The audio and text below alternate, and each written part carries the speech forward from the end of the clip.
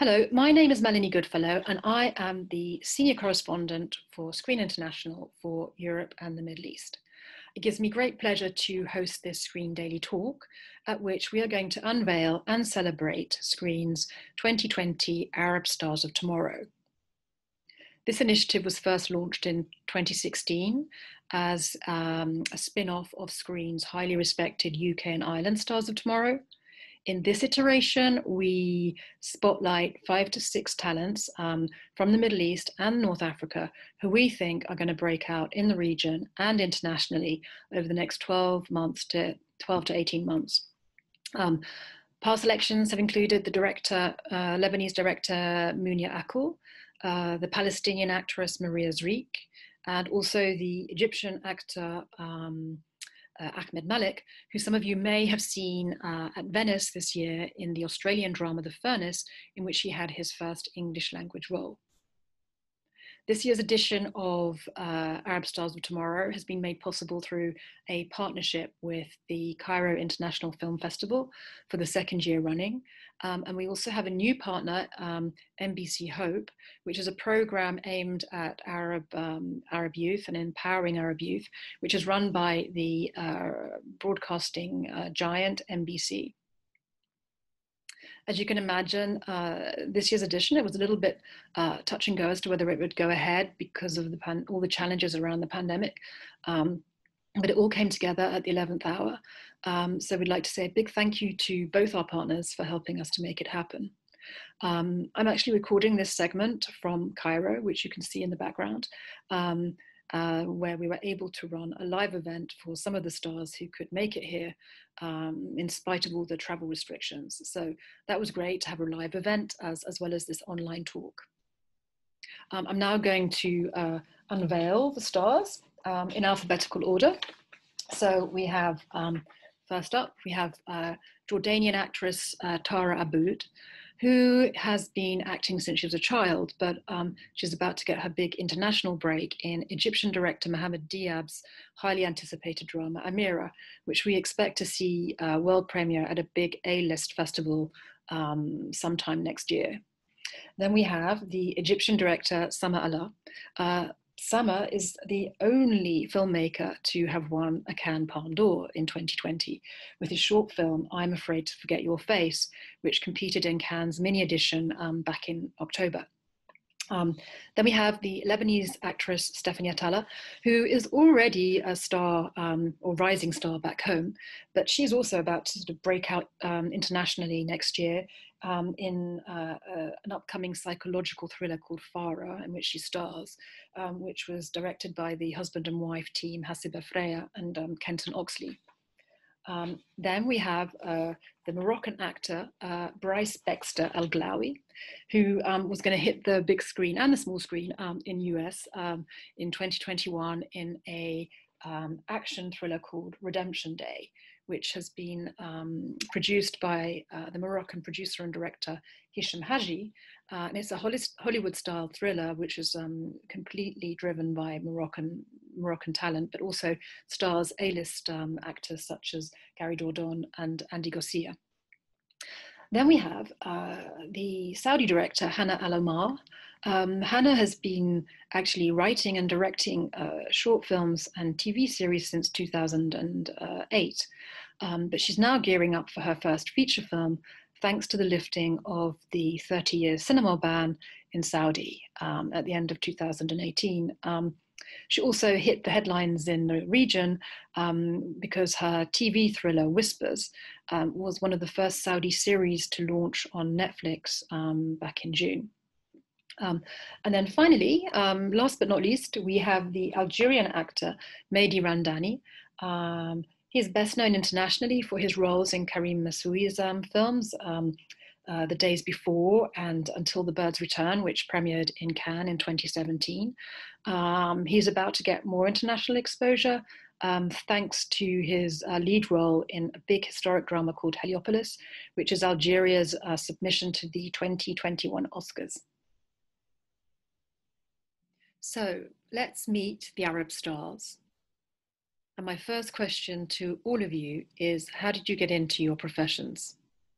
I think it started around 9 when I started taking theater classes, and I took that all the way up to high school. And at age 17, I was lucky to, be on a big feature film here in Morocco, which was entitled Body of Lies and directed by Ridley Scott, starring DiCaprio, Russell Crowe, and many great other actors. And that was my first on-screen experience, on set experience. And from there, I moved to New York, where I studied acting for 2 years and participated in a lot of independent features, short films as well, and all there, and in my school and other, film schools that were surrounding us in New York, and it was a great hub for that. And then I moved back to, London, Europe, and Morocco, and started my career here. I've actually always been a very timid child, so I never thought in my life that I would be okay in front of a camera or on a stage in front of an audience of 600 people waiting for my performance. This was always out of the question for me. But as I grew up, a passion actually grew in me for watching these movies and series and theater productions. And little by little, I started feeling that I really wanted to be a part of this more. But there was always this shy kid in me telling me that I cannot do it. So I went to school, to university in Lebanon. I studied art direction. And so I was still not working towards acting. But life has a weird way of making things happen for you. And I have been offered a short film, a role in a short film in a student production in university. And I said, you know what? If you're not doing this, you're going to regret it all your life. So I did it. And that film ended up being a pretty good thing for me. It had a festival run throughout Lebanon. And little by little, by word of mouth, I started getting more and more short film roles. And then theater production with the lead theater producer in Lebanon, Josh Khabbaz. I actually had a main role in the production, which was a big deal for me. And so being on stage in front of that legend for 6 months really taught me a lot about myself. It taught me how to be shy in my personal life, but how to use that shyness and transfer it into my acting, and to make it turn the shyness into depth, and to really be able to use these emotions in the best way possible for my character and for the production that I'm in. As a child, no, I didn't take any acting classes, but at school we had drama class as part of our curriculum. So I take drama classes, and then after we stopped taking drama classes in high school, I joined the drama club, and that was where I did theater. I did a lot of theatrical roles with my drama teacher, and that's all I got as in acting education. So I started with filmmaking directors in Jordan. They were studying filmmaking in Jordanian universities, and they would have projects for graduation. So each filmmaker should have a movie that they wrote, and they need to do it. It's a short movie usually, and they need actors for that. So I got into this field by joining in these small events, and I grew my passion for acting through these films. I was really young. Yeah, I remember my first movie was maybe when I was 5 or 6, and it was a graduation project too. It's basically because my aunt was an actress too. She loves acting, and she got me into the field. I also loved performing arts. I do ballet and anything related to the arts. I love it. So yeah, acting was some one of them. Started writing film reviews in one of the local newspapers. And when there was the first Saudi film competition, that was in 2008, I submitted a script that this was the first script that I ever wrote, and it won a prize in 2008. And since then, I started from time to time. I made a documentary. Then I went into writing workshops, and I was a head writer for one of the TV series workshop.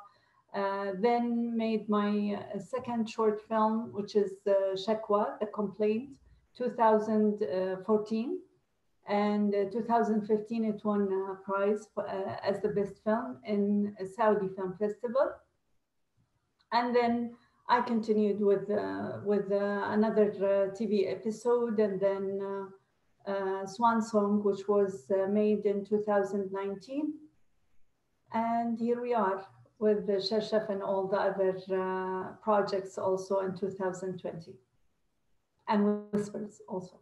I started actually studying cinema in Egypt, doing courses here and there, and but I did my university.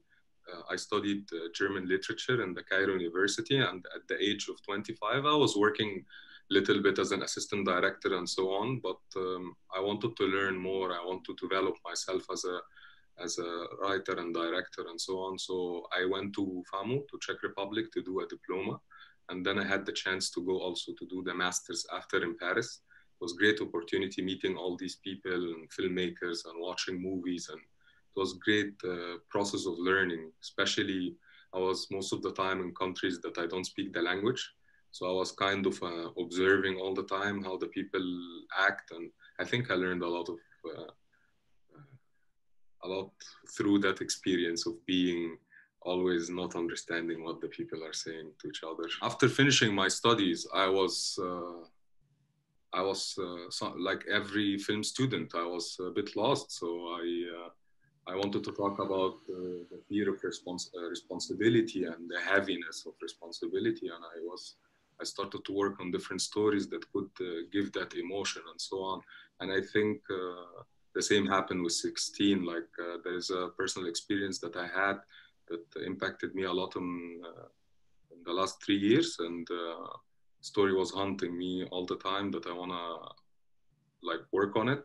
J'ai commencé par une formation d'artisan de bijoutier, je le suis toujours. Je me suis spécialisé dans le bijou en argent berbère. Et en fait, le métier du cinéma, oui, ça m'a toujours fait rêver, comme beaucoup de gens. C'est ça le gros avantage du cinéma, c'est que ça fait rêver tout le monde. C'est vraiment un milieu qui est magnifique. Sauf que j'avais jamais pensé un jour pouvoir devenir comédien, entrer dans n'importe quel métier du cinéma. Moi, j'ai été repéré, en fait, c'est un casting sauvage. Je suis issu du casting sauvage. J'ai rencontré des producteurs pendant un vernissage. Et c'est là qu'ils m'ont proposé, en fait, de passer un casting. Et j'ai été pris. J'ai été pris par Amin Sidi Boumediene, qui est réalisateur algérien qui monte de plus en plus en ce moment. Et voilà, j'ai fait mon tout premier film avec lui. C'était son premier film aussi. Ça s'appelait Demain Alger. J'ai commencé en 2010 et je pense que j'ai eu beaucoup de chance de commencer à ce moment-là parce qu'effectivement, il y a eu une génération qui est arrivée à ce moment-là et qui a réussi à profiter de cette chance que les moyens de tourner se sont démocratisés en fait. Les caméras numériques commençaient à se démocratiser, elles étaient moins chères, il y avait quand même moyen de faire des films beaucoup plus facilement que 10 ou 20 ans auparavant, où il fallait utiliser de la pellicule, où il fallait beaucoup de moyens pour faire un film. Et effectivement, il y avait aussi cette émergence de réalisateurs comme Amin Sidi Boumediene, Sofia Jama, Karim Moussaoui, Yanis Koussim et d'autres, hein, j'en passe, qui ont émergé à ce moment-là. Du coup, je crois que j'ai eu beaucoup de chance. J'ai vraiment été découvert au bon moment, je pense. Tara, can you tell me a little bit about your role in the short film 12 centimeters? So I got that role when I was in grade 8. So I was 13 maybe, yeah, 13. And it was after I had I didn't have any roles before that in 3 or 4 years. So I was like kind of depressed. And then I got this and I was so happy about it. This role talks about, as you said, teenage rebellion. She wanted to be hot and, you know, have this short dress. And she didn't like the fact that her school was so strict. So she wanted to rebel. And then she kind of got... She got really nervous and confused, and she regretted it. But it's also about identity and the struggles teenagers go through as they grow. Hana, can you tell us a little bit more about your TV thriller, Whispers, which was one of the first Saudi series to launch on Netflix this summer? we started filming Whispers in 2019. I was involved with the writing as well. And then when we were making the series, we were not sure that Netflix will actually buy the rights of and become it. We were not sure that it will become Netflix original or even it will be on Netflix. We were just experimenting, doing something new, a mini series, which is not usual in Saudi, and with a different type of narrative. And we made it. Netflix, they said they were interested, but we were not sure of anything. And then after we finished it, Netflix liked it, and they said it will be a Netflix original, not only to be screened in the Middle East region, but also internationally, which was a very pleasant surprise. But it was a surprise. The type of family that the story was about is not the typical kind of family that you will always see in Saudi series. But I was determined to show the family that we don't always see, but it's always there. It has been there for forever. You know, we have different types of people with different backgrounds, different beliefs, different ways of living, but it's not always, we don't always spot the light on the different. We always go for the, you know, kind of typical, unfortunately. Sameh, what did it feel like to be the only filmmaker to win the Cannes Palme d'Or in 2020? Actually, to win a Palme d'Or, the only one at 2020, was very special. Mainly, I think the only thing was I was thinking about that I'm the only person that is going to give a speech at that day. So it's pretty heavy. But luckily, there was no speech at that day. So I just stand and I got the prize. So it was pretty special that I don't give a speech on the stage. So I was happy for that. What are your upcoming projects? So I'll be in a movie called Redemption Day, coming out on the 8th of January 2021, and later on VOD on I think the 12th of January. And it's a Moroccan production, but with big A-listers such as Andy Garcia, Gary Jordan, Serinda Swan. We have Ernie Hudson as well, a great panel of stars on this one. And I'm also blessed to be filming, as soon as I'm back from Egypt, a movie called Atoman. So like the Wind Brighter, if we translate it from Berber. And it's the first superhero Moroccan African movie. And it's going to be based in Morocco and in French. So we could also potentially screen it to France. And it's with a panel of big stars from France and Morocco. So I think it's also, you know, it's also going to interest people because it's quite a new concept. So it's quite interesting. Earlier this year, during the Lebanese Revolution, we have shot a very interesting film. It's called Farah. It's a psychological thriller co-directed by Canton Oxley and Hasiba Freiha. It's the journey of a young woman called Lina. It's the lead character that I'm playing. It highlights the journey of a young Arab girl who really wants to make her dreams come true. And she's struggling with the trauma, with the stress of being an Arab in the region, with the many family struggles and all of that. It's mainly the story of, it's the journey of hope of this young woman making it happen, working for a brighter future, and struggling with mental health issues. So I think this is a very important thing for me today with everything happening in 2020, highlighting and like shedding light on mental health issues with this character may help a lot of young girls today. So after I did Aboud in 2019, as I said, I met the amazing star Saba Mubarak on set. And then after that, 5 months later, maybe, she called me and she told me that she wants me to audition for something that she thinks is going to be a really good opportunity for me. And so I was really excited. I didn't even know I was still on her mind. She was constantly thinking of me and suggesting me for huge directors and producers. And that was really, it made me feel so special. And she is still, of course, taking good care of me in the field. She's my mentor, and she's always looking out for me constantly. And so after she asked me to audition, I did that. And then Mr. Mohammed Diab asked me to audition further and do more scenes. And so I got the role because Mr. Mohammed Diab, my mentor as well, decided that he wanted me to do this. And he actually had to fight for it because I was in med school and it was quite hard to fix my schedule with the shooting. And people preferred that they would work with someone easy, you know, free. There wouldn't be any problems with the schedule. But he said, no, I really wanted to work. And I remember he was so nice to me even before getting to know me. It was really like we just chatted on social media, and he really was such a kind person, and he made me feel so talented and that he really wanted me. And he always boosts my confidence.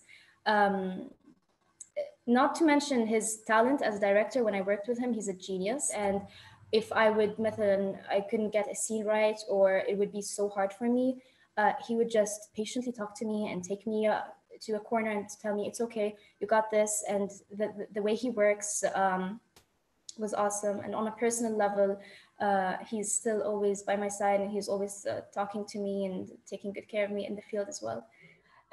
So the first one is Chef, which I wrote, and it's going to be directed by Hind El Fahad, a friend and a colleague, and it won a prize in Red Sea Lodge for funding the film. So it should be in 2020.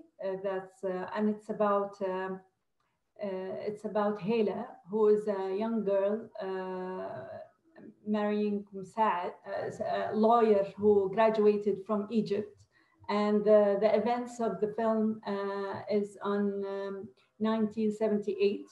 And during their, as they started to know each other, because they are from different backgrounds. She is from a conservative society, and he's more from a liberal society, from a liberal family.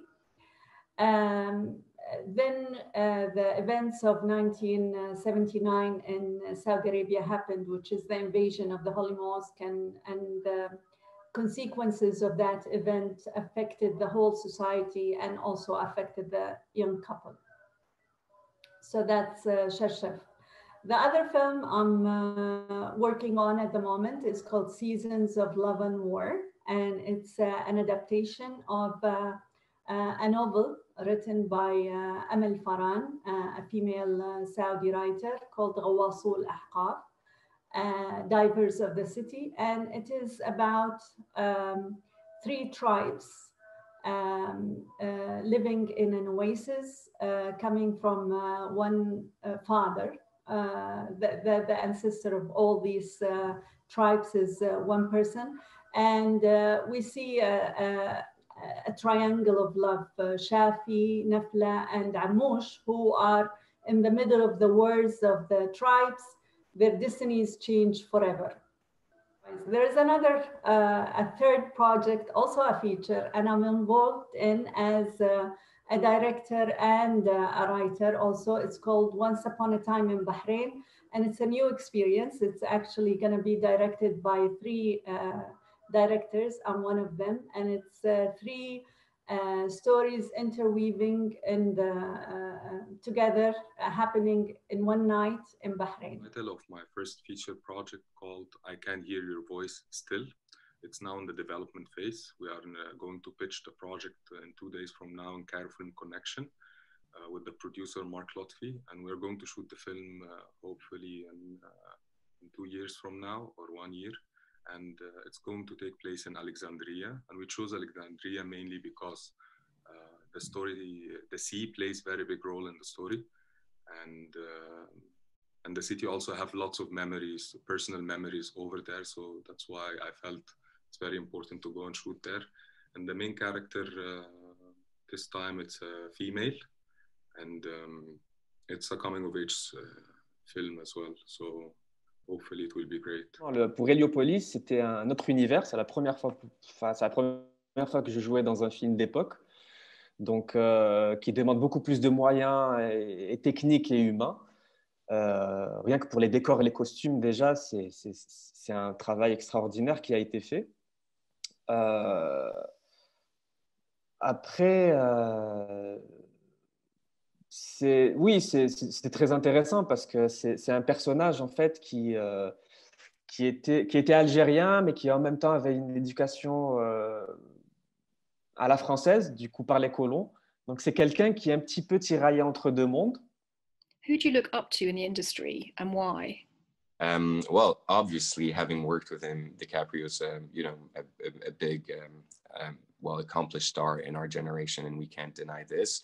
And having had the chance to see him, his process, get it, in front of the camera, and how he makes us, feel that it's so seamlessly easy to do it, but it's like, I know for a fact that it's really hard, when you have all this, this crowd, and he's just brilliant at it. But I was lucky to meet as well Christoph Waltz when I was studying at Strasbourg and have an exchange with him because he was a former student at Strasbourg, and a very, very interesting character. And he actually made me believe that it was back in 2009 possible for international actors to show their panels of languages, what they can do, how they can use their different backgrounds and come in Hollywood as well and use those backgrounds and different stories.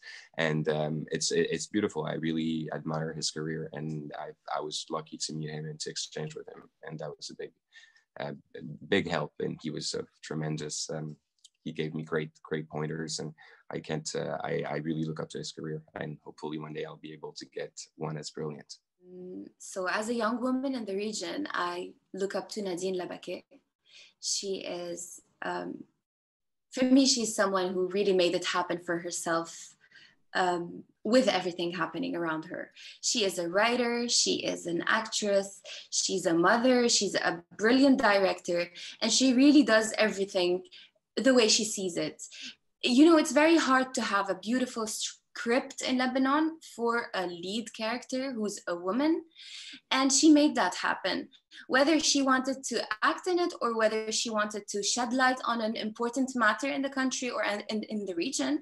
And she's a self-made, strong, independent woman, and this is what every young woman in this industry aspires to be. I really hope to be able one day to write my own script and to be part of this empowerment journey for the women in the Middle East. The people I admire in the field are not one person, but there are many different people who played a role in my life and that I learned a lot from on set, especially during the shooting of Amira. First of all, of course, Mr. Mohammed Diab and Sabah Mubarak, who were the reason that I'm here today. And I admire not only their personality, but their work in the field, because they're always growing. There's always new success stories. I'm just so motivated by them. And also Ali Sliman, who played my father in Amira. Such a great man. As I said, not only on a personal level, but also his work in the field. He's always getting awards. Like every other day I open Instagram and I find something about him, something new and a new award. And it's honestly amazing. And many people that I met on set, like Ziad Bakri, Walid Zaiter, Qais Nashif, Mr. Hani Abu As'ad, and Muhammad Hafzi, the two success stories, amazing producers, and Rula Nasser. So many people that I admire in the field and I really love on a personal level because I learned a lot from, and they're just so humble and so loving, and I just loved working with them. Many, actually. I can't specify one person. I love auteur cinema. In particular, many of the great directors with the complex narrative. One of them, of course, is Akira Kurosawa. I wrote a book about him, but also many others, Pedro Almodovar, Asghar Farhadi, and many others. I love and always inspired by Agnès Varda, although she's like avant-garde and she has a certain type of films, but I'm always inspired by the way she breaks all kinds of rules and go and be unique in the way she expresses herself and the stories that she tells. From Egypt, people inspired me. Of course, I would say Yusuf Shaheen, Yusra Nasrallah, Dawood Abd Sayyid, Kamal al-Sheikh, and the director, Usama Fawzi, and a lot of directors. It's very hard. And also for the shorts, like lots of names that inspire me. Sometimes the director also do 1 or 2 shorts, but I'm still a big fan and I'm learning a lot from.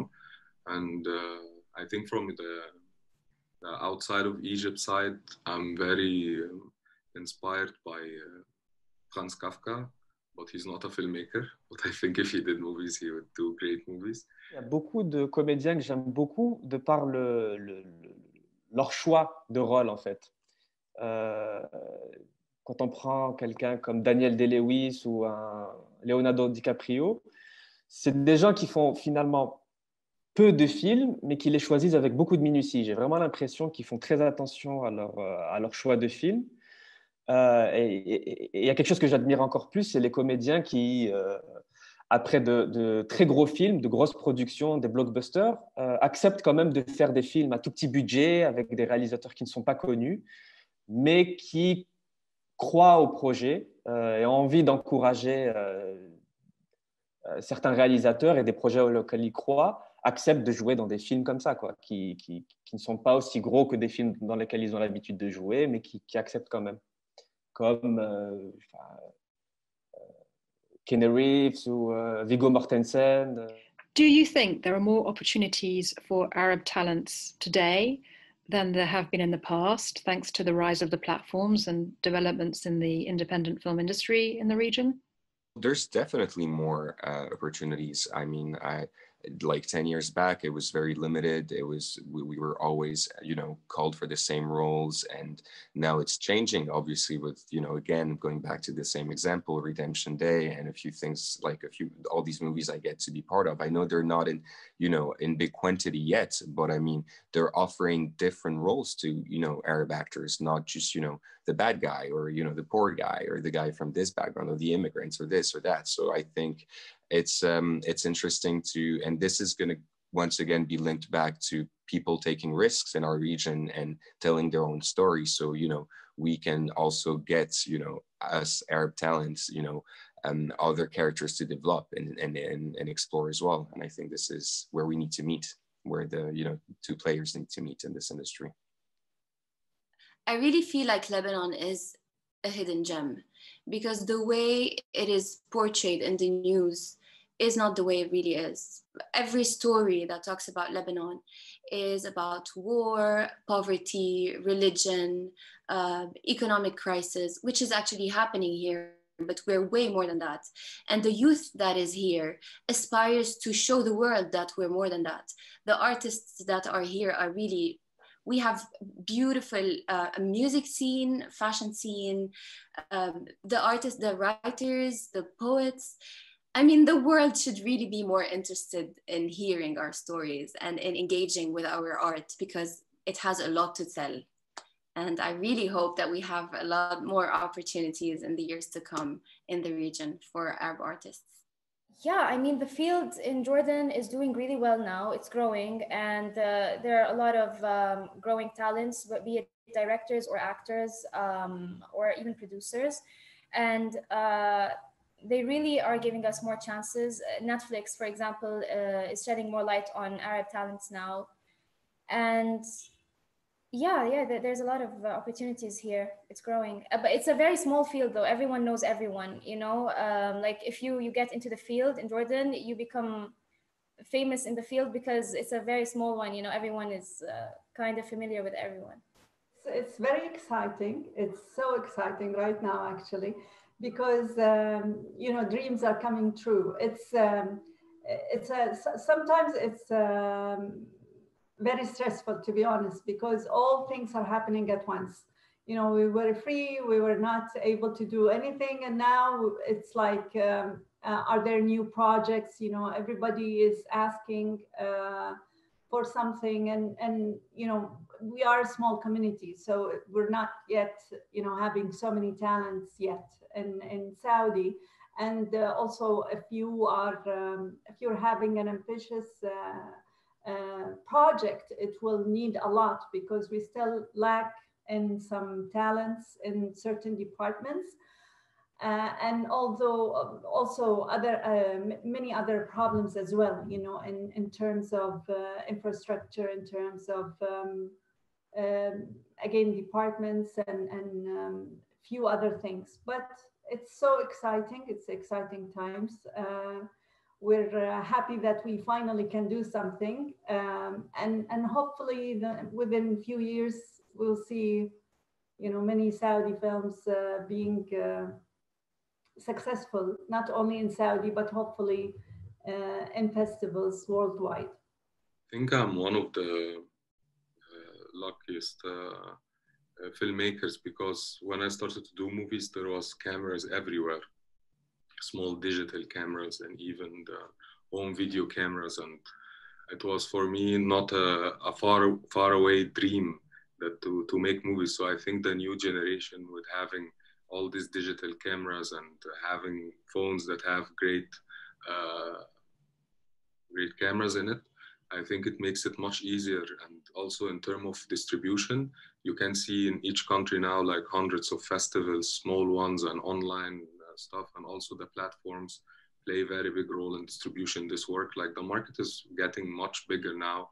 And I think the newcomers, they have very big opportunity if they work hard. Là, il y a une série égyptienne que j'ai malheureusement pas encore vue, mais qui fait beaucoup de bruit sur Netflix, Paranormal.